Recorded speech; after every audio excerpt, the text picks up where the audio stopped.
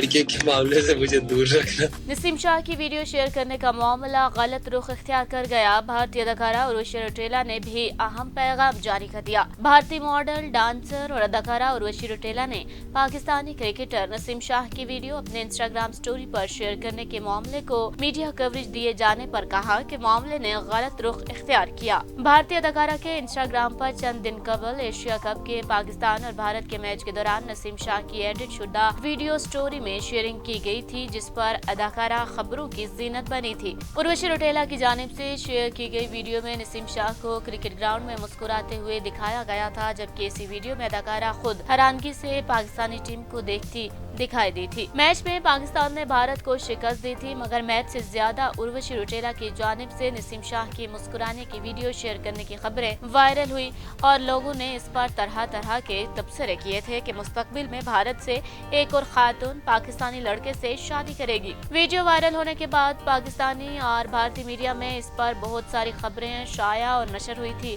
जिस पर कुछ दिन कबल उर्वशी रौटेला ने कहा था कि उन्होंने इंस्टाग्राम पर खुद वीडियो शेयर नहीं की थी, बल्कि उनकी टीम ने वीडियो शेयर की थी और उन्हें मालूम नहीं था कि उनके अकाउंट पर शेयर की गई वीडियोस में कौन अफराद थे। अब एक बार फिर उन्होंने दुबई में इसी मामले पर सहाफियों से बात करते हुए कहा है, जो हमारी टीम है उन लोगों ने बहुत सारे एडिट्स शेयर किए थे।